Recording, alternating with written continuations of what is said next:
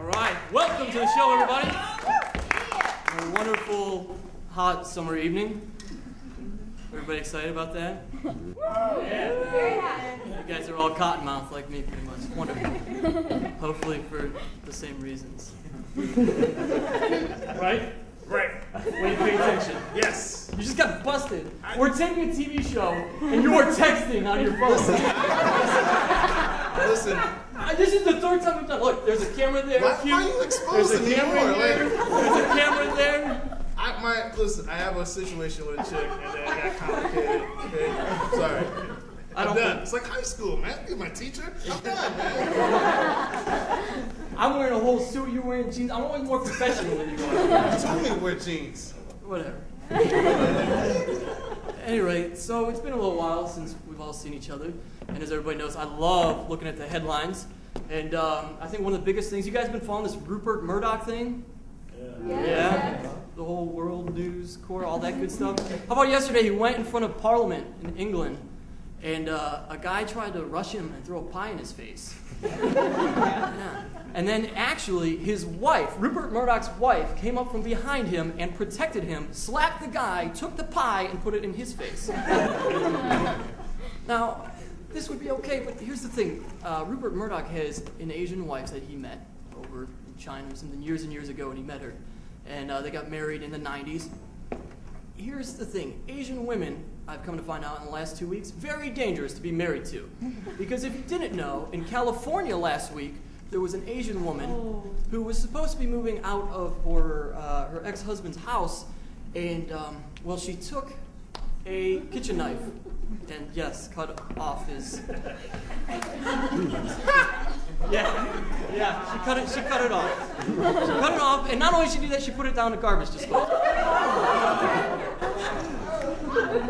So, I mean, if I'm Rupert Murdoch and I saw what my wife just did, plus I have the other Asian wife on my mind, I'm going to play it pretty safe here. Prenup out the window. Let's just tear it up right now. But my favorite part about this, of course, is that sometimes jokes just write themselves. And that definitely did it in the article about the woman cutting off her husband's penis. Okay, so they took him to the hospital. It was UC Irvine's hospital out there in California. When they interviewed the doctor, he said, "This is the hardest thing for our profession to deal with." My favorite might have been the wife herself, because when the police came to the house, she led them upstairs, pointed to the room, and said, "He deserved it." I would say that's my favorite, but then there's the guy himself. They called him, they wanted an interview, naturally. What does he say? He doesn't want to leave a comment, so he literally tells the people on the phone, "This is a private matter." I was thinking, better choice of words, you know what I mean? I know what you mean. Yeah, maybe. I'm paying attention. Ridiculous. So, J-Lo, Mark Anthony, anybody hear about that? Yeah. Right? Everybody says it's like his fault, he's too controlling, which I don't really understand because, I mean, you've seen J-Lo. Yeah, You love the J-Lo. Right? I know him pretty good. Yeah. I mean, here's the deal. Here's the deal with J-Lo and Mark Anthony. If you're him, I don't understand the controlling thing. Dude, let her do whatever she wants, okay? Because at the end of the day, she looks like J-Lo, and you look like a rat from Guatemala. Am I right? That is true. Thank you. What's that? I agree. You text somebody on the phone? Or anything? Well, my phone vibrated, but I didn't answer it though. Thank God. Must not have been that important. That was the ugly girl, huh? Yeah. So. A few weeks ago, Chris Hansen, the host of To Catch a Predator on NBC, yeah, they actually tailed him with the National Enquirer, and they caught him cheating on his wife. Yeah, he supposedly was down in Florida filming a report of some sort, and National Enquirer followed him and videotaped him leaving a restaurant with a very attractive young lady, and then followed him and got video of him going to her apartment and then leaving the next morning. This is, of course, all being denied, and Chris Hansen's friends, you know what they're saying? I do know what you're saying.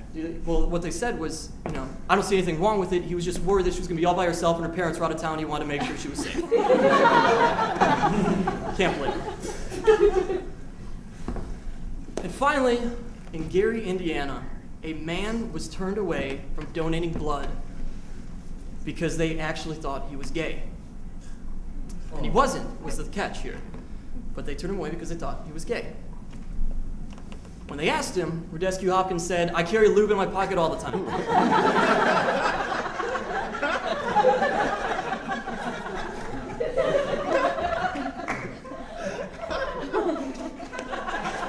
Guys, get up for Broccoli Samurai. I'm Steve Guy. Stick around. We got a great show for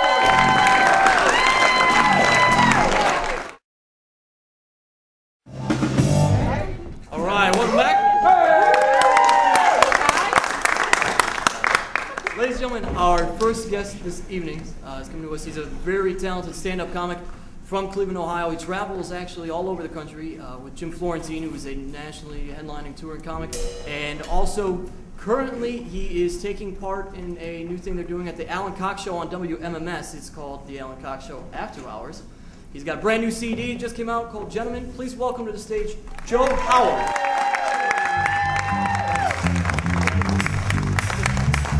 Very nice. How you guys doing? Good? Yeah! Awesome. It's great to be here in Coventry, and place is full of hipsters. Which, you know, I was riding my bike the other day and someone just yelled out, "Hipster!" And I was like, "No, I have DUIs. I'm not a hipster. I don't have skinny jeans. I'm not buying skinny jeans either. I'm just going to get fat in the jeans I already have." But it's good there's a bar here. I like that because I drink a lot. Gotta be honest. I'm not saying that I have a drinking problem. The other day I noticed one of my taillights was burned out. I fixed that thing immediately. That's another DUI joke in case you didn't get it. You don't want a DUI, it's not cool. I've actually been down the road. I actually had one of those breathalyzer ignition systems installed on my car. I didn't buy it, the state gave it to me. It was cool though, because I would just blow up balloons on my way to the bar. I might be a drunk, but I'm clever. I've been feeling a weird vibe since I've been here, and I know it might be the hipster thing. I don't know what it is, but everybody's going, "Dude, what is up with that mustache?" Right? Here's what happened. A couple months ago, my friend's getting married next year, right? A couple months ago, he asked me if I would be in his wedding. So I went to the tuxedo place. It's $300 to rent a tuxedo for this guy's wedding, and I don't even like that much. Okay? So I figured I got enough time to grow this mustache and ruin his wedding photos forever. Every man in here, you gotta grow yourself a mustache. Here's why. If you get drunk one night and you're driving home, if the cop pulls you over, he sees the mustache, he thinks you're another cop, he lets you go.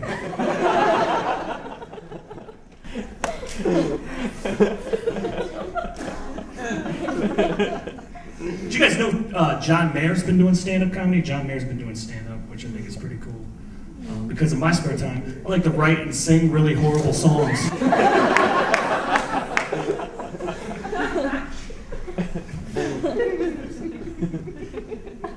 I don't know what's up with Stouffer's French bread pizza, but Skeletor can't eat that without messing up the roof of his mouth.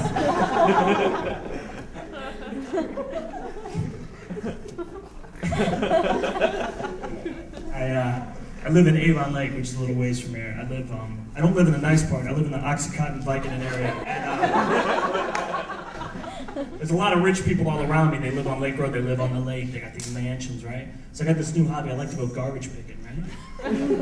Because rich people throw away good stuff. I got a weed eater and a leaf blower because some jerk can't change a spark plug. So the other night, right, I'm garbage picking. I find this huge oil painting of Jesus. It was beautiful. I took it home. My wife's like, "What are you going to do with the oil painting of Jesus?"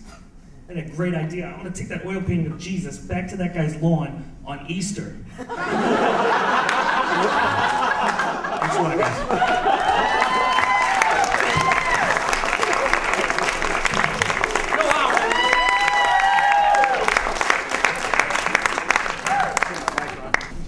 That was all my clean jokes. Yeah. It's the only ones I have. You had this girl snorting over here.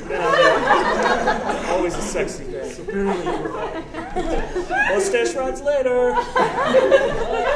All right, we talked about the mustache, then let's just get into everything here, Joe. Yeah. How does one go about acquiring the Joe Howard look? I don't know, dude. It's like the mustache is literally. I did it to mess up that guy's wedding photos, and then I shaved it to do my my zombie Elvis band that I was doing. A zombie Elvis cover band. Yeah, zombie Elvis. I do covers of Elvis, but what I do is I talk about how I never stole from black people, and then I just do covers of all rap songs as Elvis. I did T.I.'s You Can Do Whatever You Like, and as Elvis Presley. So I did that for a little while, then I grew the mustache back just because I kind of liked it. And I don't know. I'm an old school guy, man. I wear suits when I go to Indians games. So you thought Joe was a hipster, and then you just found that out about the suits. More of a scumbag. I mean, it's more than just the mustache here, Joe. I mean, you got the hair going. Well, I have a pompadour to be zombie Elvis. Okay. No, not really. My parents are from Memphis, so I'm like an old school guy. I like Jerry Lee Lewis and Elvis and Little Richard. And I'm just a weirdo. It's just what I like. So I just want to. I mean, what am I gonna do? You know, get a basic haircut and wear Dockers and look like I sit in a cubicle? I don't. I'm a filthy nightclub comedian. So I'm gonna do whatever I want. Is there a day job or it's mostly traveling right now? It's just traveling. I just had a baby 4 months ago. So, Go. You don't have to clap. I just left it. It's no big deal. So is the baby impacted, I mean, anything about stand-up, the traveling, the jokes? Yeah, I'm trying not to be a cornball and write a bunch of baby jokes, but, you know, I have some. But, I mean, yeah, I've been sticking around close to home. I haven't been doing so much traveling. But I'm about to get geared up again because the kid's starting to sleep through the night. I can get away. But you can, where are you heading out to? Right now, I'm gonna be at Hilarities with Jim Jeffries in a couple of weeks, and then I think I'm going down to Richmond. I have a funny bone down there or something. So I don't have my schedule. I'm so unprofessional. It's ridiculous. That's all right. I mean, you have a mustache and a pompadour. Yes. We didn't expect that. I don't have my calendar with me. I'm sure there's gigs. Do you even have a calendar? Yeah, I do. Do you? Okay. Well, it's on my phone. Well, let's talk about the Alan Cox Show. You're taking part of this new thing they're doing, the After Hours podcast. Yeah. I mean, I know what it's about, but tell these folks. Chad Zumock and Alan Cox, they started a podcast. It's like an after hours thing. And what they do is Chad gets drunk and calls me. And depending on how sober I am, I have to drive to a studio and do a podcast with him. How's this working out so far? Like, what is so far, no DUIs. I've made it.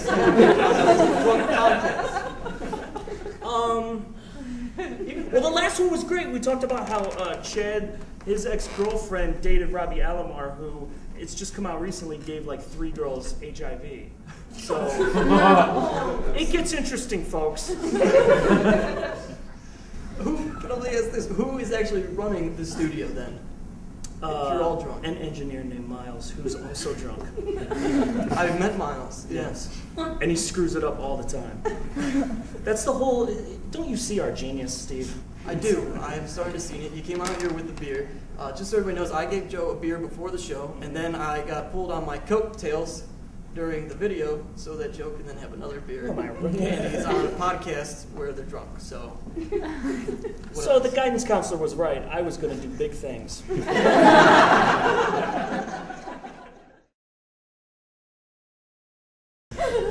Since we're talking about the whole hipster thing, true or false, Joe Howard, you actually have a scooter. I have a Vespa.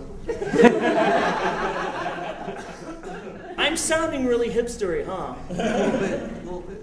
Here's my thing. Riding a scooter is a lot like sex. It feels really good when you're doing it, but don't videotape yourself because you look ridiculous.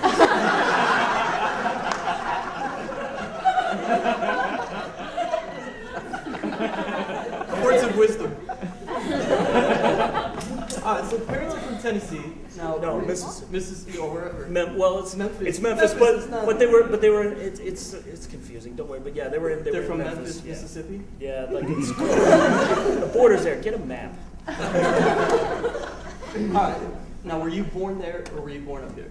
I was born here, but there's a lot of weird stories, like my dad seeing Jerry Lee Lewis in a convertible, and my uncle worked at a bowling alley where Elvis and the Memphis Mafia would come in and bowl late at night. And there's just a lot of cool stories, and like I've spent time down there and stuff. So all the music stories. Yeah. Did you just not get into music because you suck at singing? So you I decided to can't do comedy? sing. I can't play music at all. I started doing comedy because I grew up skateboarding, and That's an obvious segue. I was good. I was in videos. I was kind of like a big deal. And just being honest, people, you can look. It's on YouTube. So I was a big deal in skateboarding about 10 years ago. And whenever people would have demos or like contests or whatever, they would always hand me the mic, and I would trash people and just be funny. Really?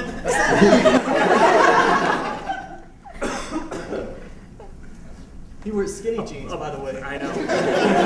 So a black guy wearing skinny jeans. Yeah, and here's the thing, I he got has it. an ass like Beyonce. Get some looser pants, bro. Maybe your phone wouldn't constantly be going off. What was I saying? Well, they just always gave me the mic, and I always did the contests or whatever, and then I was always getting big laughs, and I just thought, like, maybe I could do stand-up. I'd always really liked radio and stand-up comedy, and I just thought maybe I could. But I was a weird kid. I was into, like, juggling and ventriloquism and magic.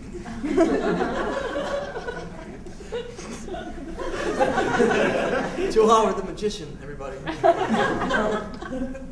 I just wanted to do it to steal from people. Actually, I will say this, we'll get into this in a second. As far as the magic goes, I was at the Funny Stop when you recorded your CD, we'll talk about it in a second, and you had this discussion, I saw with somebody, and you did like sleight of hand. You were there when I did that? I was there for that, Joe. I was at a blackout. I didn't know you would. But I remember that. It was a great time. Did you see me making stuff disappear? I did, and it was perfect because you had the Houdini mustache going at that point. So, like, I wonder, Ta-da. okay, the mustache shape, is that because of the magic factor? Is that a Houdini thing? What do you got going on? No. You almost look more like, does he not, stand up for a second, Joe. You see all these old-time posters, do you not, of these guys holding, like, the one weight in their arm, and then they have this, like... Look, when I go to the gym, no one takes me seriously. Because I'm lifting weights with a hand on my butt. It's ridiculous. What you need to do is take one of those posters, put it up in the mirror, and then work out to that. And then they might take you seriously and be like, oh, he's trying to get back in shape to what he used to be. I would rather... I think it would be clearly obvious. I think you just called me fat. I'm just saying, no, just less muscular, Joe. Don't worry. I think I look like a really old baseball card. I will say that too. But I'm the first person that conceived a baby with a handlebar mustache since 1820. Write it down. Conceived a baby with it. You're the baseball card that came in the cigar boxes. I swear when I have sex with my wife, I go in the bathroom and I go, I can't believe she doesn't laugh. It has to look ridiculous. She doesn't. I'm gonna assume the lights are off. No. Oh. I gotta see it. My wife's hot. Sorry. What? I will say there is a common thing that goes around Cleveland comics that Joe's wife is very hot. Yes. So congratulations. You know Joe. how I did that? No, I have no idea. I'll let you know. Big secret. Look, it's not anything except I saw her young. I was like a scout for a Major League Baseball team. She was a blue chipper, and I knew it immediately. I put her in the minors, got it straightened out, brought her right up to the big leagues immediately. She's a first-round Hall of Famer. Good with my scouting. All right, let's talk about the CD. Joe Howard's Gentleman. Yes. He just finished this. He recorded it at the Funny Stop in Cuyahoga Falls. Was that Yes. 2-3 months ago? It was April. It was actually on my birthday. It was April 22nd. Yeah, I did it then. How'd that go? You enjoyed yourself? Oh, dude, I love the funny stop crowds. I had a great time, and I was really swinging for the fence. I'm really proud of this thing. I gotta be honest, I'm really proud of it. How much are you doing on this? How much time? It's about 40 minutes of stand up, and that stuff's in there, but with curse words. No, actually, now I'm throwing this away, and I'm trying to write like a whole new hour, and it's pretty brutal. So. There are only 2 mustache jokes, just for the record. Yes, there's only 2. The 2 I did tonight. They are at the beginning. You get them right out of the way, and then Don't you do a get whole the CD rest. of mustache jokes. Ridiculous. No, it's 40 minutes. You know, there's good tracks like LeBron James' mom is a slut, midgets, my friends suck, and gray pubic hair. So it's classic stuff. Get yourself a nice glass of wine and just bubble bath. Fantastic. Sexy. Yeah. I will say this, since you don't remember me being there either. I drink Joe, a lot. yeah, I know. Joe is one of those guys, okay? Not to embarrass you or anything. I don't think it will. But as far as stand-up comedy goes, I can't say I've seen a whole lot of people who take it even more seriously than Joe. He came off the stage this night, and there were 2 jokes he wanted to do. One was about a baseball or something, I remember. And he came down from the stage and was overly pissed at himself for forgetting all of 2 jokes in a 40-minute set. Yeah. And then he cursed himself the entire time until he went back up for the next show. Yeah, I'm despicable like that. I take it serious. It's my job. So I try to do as good as I can, you know? I don't know. And I wanted to get it on the CD. Is that like, does that stem from somewhere, you know what I mean? Like, because people, I mean, they listen to you talk now, and everybody pretty much figures you're just a jokester. Well, Where's the seriousness? I am a hard-working guy. I try to work hard. I shoot myself in the foot a lot because I don't know how to deal with club owners and things like that. I have a hard time with it. But I just try to do what I do on stage and make that the most important thing. I don't know. I take a lot of pride in it. I don't know why. I wish I didn't. Because I really thought when I came here today, like, how funny would it be to go up and just bomb for 5 minutes, and then this guy has to interview me like I'm cool. And believe me, Steve was this close to doing it. That's how big of a jerk I am. I don't doubt it. I just come up here and just be horrendously bad, tell 5 minutes of horrible jokes. Like, hey, what's up with airplane food? What? It's crazy. They just bomb for you. Then you'd have to interview me like, this guy's great, right? But I didn't do that. I told And jokes. you know what I would have said? What? I'd be like, so what have you been doing since the Moulin Rouge when you were on that? How many mustache jokes can you do? I only do 2. That's the thing, when you're on this side of the mustache, they just keep coming.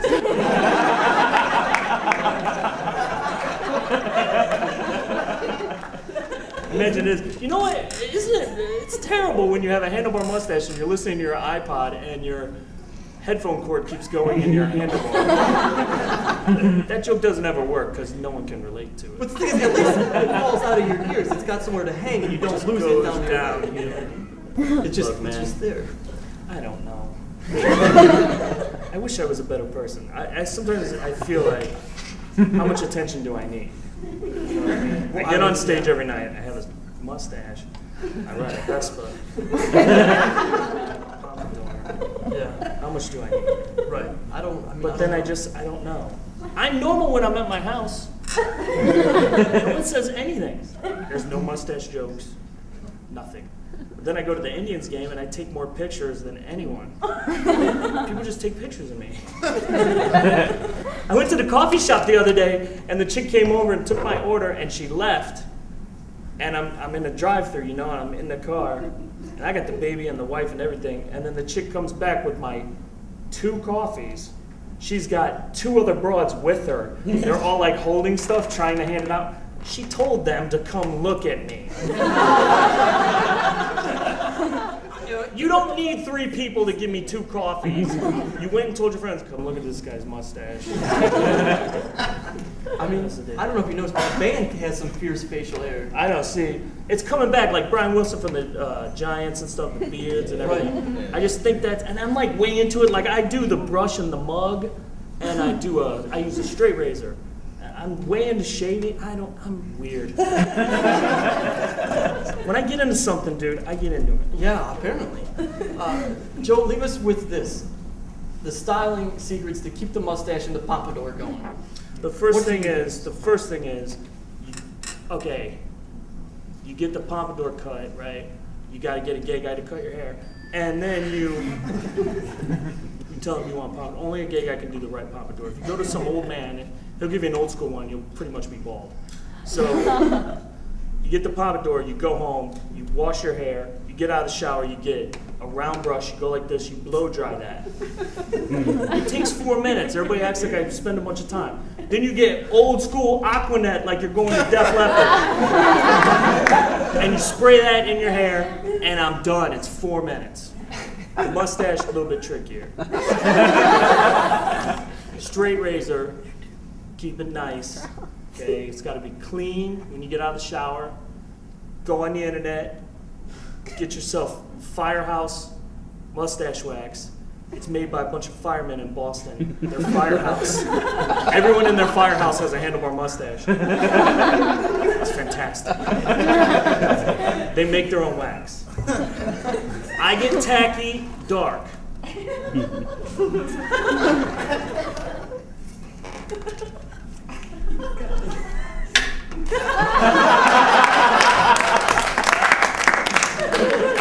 Take it, and you put some on your thumbnail like that, and then you rub it, and then you just go, oh yeah.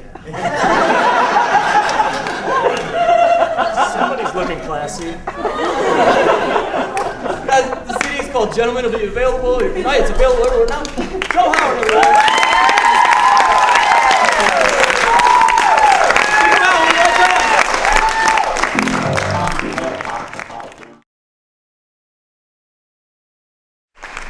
All right, our next guest is actually entrepreneur in the city of Cleveland. I started a vodka company. It is called Crave Vodka. It's home base right here in Cleveland, Ohio. Yeah. Yeah. Folks, please welcome Tom Reaney.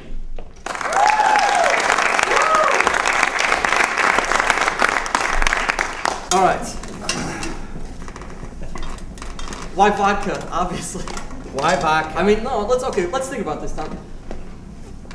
I mean, it's vodka. You know what I mean? Like, you might give me the business answer, like I want to do something passionate. Mm-hmm. But when you sit here and say I'm passionate about vodka, that's like a Joe Howard answer. Well, I think it's the right answer, though. I think it's the right answer. So do I. Vodka has just always been a passion of mine. Like ever since I graduated from college and got out of that shot and beer phase, it was like I have to be sophisticated now. So what's the easiest thing to go down? You know, so Okay. I started drinking vodka. But you know, in my experience, I never found a vodka that I could drink straight. You know, without making that face, the burn face. Yeah, I would you know? agree. Yeah. So you know, that was sort of my mission. Was kind of like, why don't I try and find a vodka that you could drink? You know, that did that you could drink, but I mean, you could drink without the burn face. You know, without that horrible feeling. I mean, every time we go out and sample, the first thing is I say, let's try it straight, and everybody says. And then they try and they go, oh my gosh.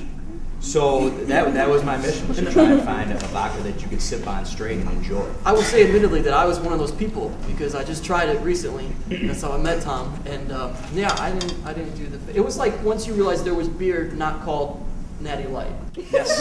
Once I got out of the bush light, Yeah, that's pretty much how I would describe it. So your company's been around for how long now? Company's been in business for about 16 months, but we've actually officially been doing business for just about a month and a half, about 6 weeks. Okay, very good. So yeah. And how many locations are we in right now in Cleveland? Oh man, in Cleveland we're in about 75 locations inside Cleveland. When you talk about bars and restaurants, and then state liquor agencies, we're in pretty much every state liquor agency in Northeast Ohio. So you can look for it on the shelves now. Yes, you can. Yes, you can. Okay, you weren't doing this obviously your entire life. No. So what made the change? You were doing something else. What was that? And then jumped into vodka? Well, I heard Joe talk about kids. I have 4 kids, so that was the first thing. Once I got to 4 kids, it was like I gotta have something. No, I kind of worked as I was a high school teacher, and I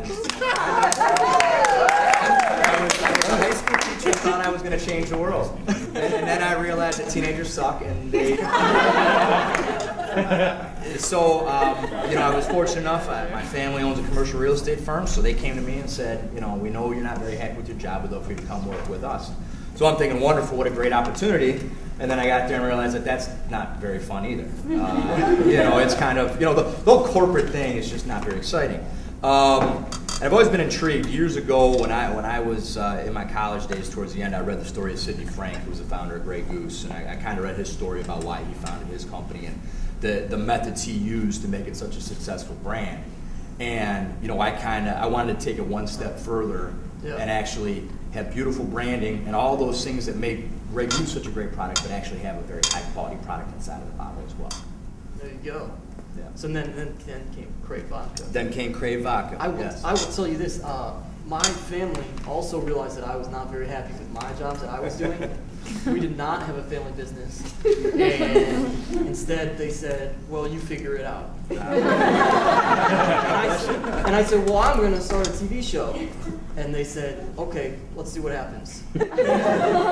So, yeah, I'm doing all right. So what I plan on doing pretty much is taking a lot of that home. Good. In case it doesn't work out. You gotta stay coherent. Yeah, exactly. You provide vodka. vodka, okay? There's a percentage there. I do gotta run a show. Oh, and this is This is the mixologist. Tom's the mixologist. His name.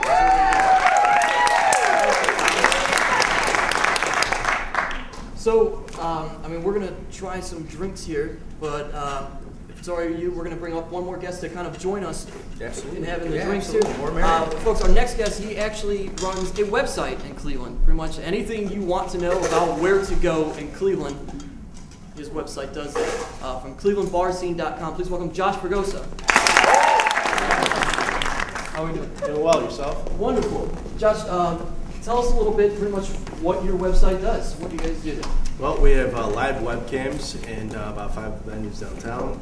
We have one over the street, and basically we're just trying to bring a little piece of technology that's already in other cities and bring it over to Cleveland. So you can see live time over the dance floor, basically, what the place looks like, the layout, how many girls, how many guys, that kind of thing. So what you're telling me is, if I am a single creepy dude who has no girls and no chance of knowing where to meet them, I can go onto your website and be like, oh, I know where I'm going tonight. True, but we kind of made it creeper-proof. Cameras. Unfortunately, for a lot of folks like that, you can't zoom in, you can't record anything like that. It just gives you kind of a panorama of what the place looks like. So. Oh, okay. So note to self: if you see a girl, maybe you should drive up before you decide she's the one you want to follow. Yeah, that might be a Got good idea. Let me ask you this, because I talked to some of the guys before the show, so we're going to have you on to kind of discuss the website.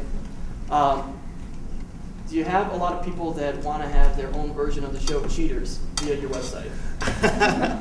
Is everybody familiar with the show Cheaters? Yeah. So pretty much, do you have people who sit at home and like, oh, my wife said she's going to Barley House today, but let's see if she's at Liquid instead.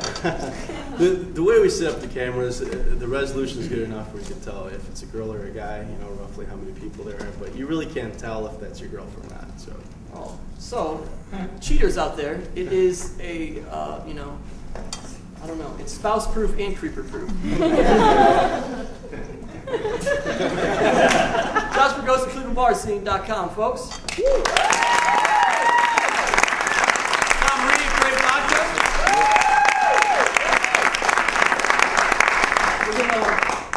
Come on over, guys. We're going to take a step over here. We are now with Tom the mixologist. And so what do we got going here, Tom? Well, we have a traditional style kamikaze over rocks. Mr. Rini was kind enough to do this at the Barley House, and it was a big hit. It was the best martini we served all night. And then I recently learned that there is a movie theater around here, Cedar Lee, and they have a big cult following of movies, so I wanted to do a traditional Caucasian or a white Russian in honor of the Big Lebowski movie. So, cheers to that.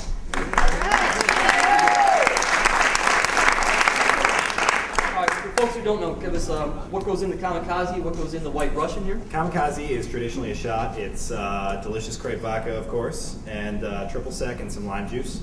And then the white Russian is crepe vodka, a little bit of cream, in this case hazelnut, and a little Kahlua. So it's a tasty treat after dinner. So enjoy one when you can. It's like getting like it's like this one is like let me just explain it to everybody here. This one here is like kind of candy, and then this is like it's like the bubblegum ice cream that you get off of the ice cream truck. You want to eat the eyeballs first. That's what this is, and then you have the ice cream here. What do you think, Joe? I think I'm getting messed up.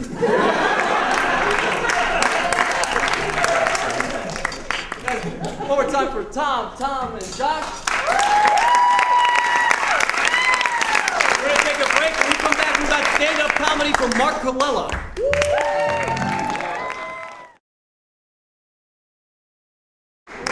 We're back over here having some drinks. Tom, what's the ultimate goal here with Crepe Vodka? I mean, how big do you guys want to go? You want to go past, national brands everybody knows? The ultimate goal is just really to get national distribution. It's going to be a slong, I've been drinking all day. A long, slow road for us to get there. But that's the goal, is national distribution. So, yeah. Joe, do you ever think that when you started stand-up comedy, you would come on a talk show and they'd get you loaded? No. I haven't been this excited since I was an audience member in Big Chuck and Little John 10 years ago. When I was a little kid, and that was like, but this is blowing my mind. I think the exciting thing is, if you really want to, Tom does like all sorts of promotional events. How about Tom just gives me a bottle of vodka and we just call it cool? That works. Joe will do a little hosting event for you at his house. It would be a night with Joe Howard. I'll just drink the vodka alone like George Thorogood. That's pretty much what I do. Talk a little bit about the promotional things you guys are doing, kind of with this to get you going. For us, we've done some sponsorship events, and we're going to continue to do things like that. But really, the biggest thing for us is to get, we have a promotional team that gets out into bars and restaurants and really gets the product in people's hands to get them to try it and sample it and really get them to understand what we're about. No, but when you guys drink, maybe you'll think about buying my CD. It's that good. Folks, our next guest does stand-up comedy not only just in Cleveland, but all over the place. He is a good friend of mine. Please welcome Mark Colella. First off, I want to thank Joe Howard for opening up for me tonight. I appreciate that. Love you, Mark. Don't shave the stash, man. Never change. I'm excited, man. I just got my PhD. Thank you. University of Phoenix in mathematics. Took me 2.5 weeks or 30 days. We did weeks to days conversions in my programs. Actually, I got half my degree because my printer jammed.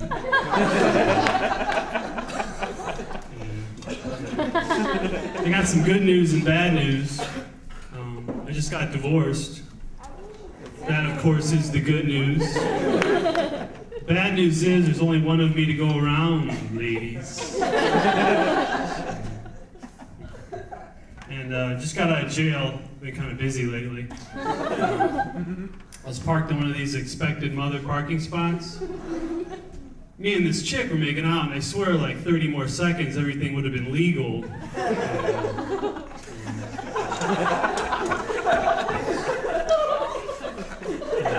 I'll be here all week, try the vodka.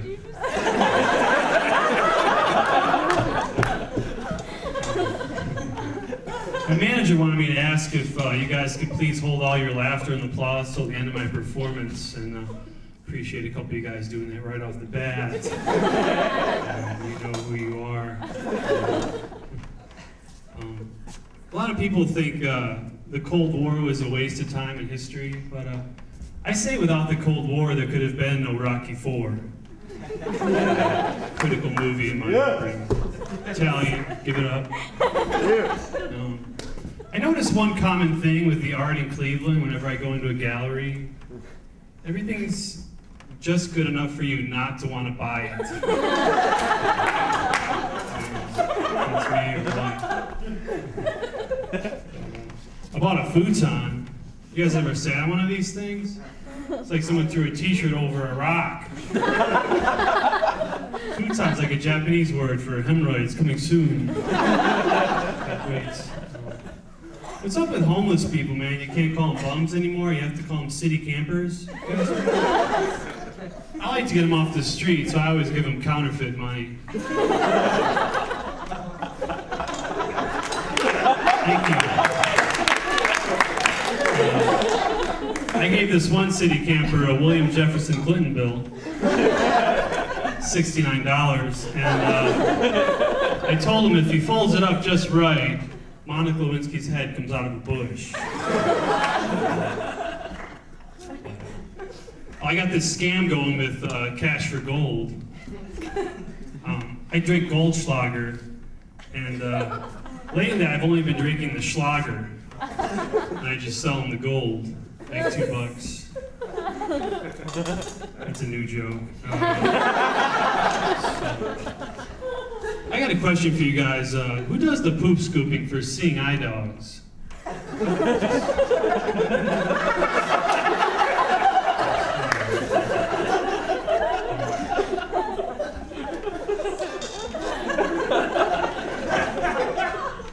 And how come they don't make uncircumcised sex toys?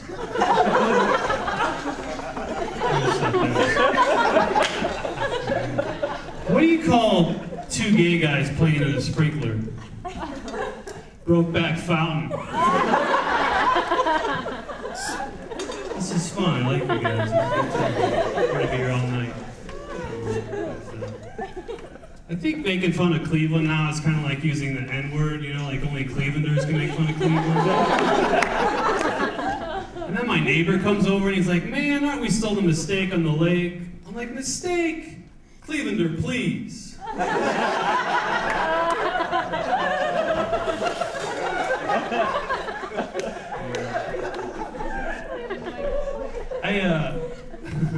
I thought about this morning when I was peeing in the shower. Like I'm the only one. How come Hispanic people don't take offense to that cleaning product, Spick and Span? Because I'm Italian. If they ever came out with like Wop and Mop, I would be really proud. Hey, you guys better get a crowd of Mark Paul.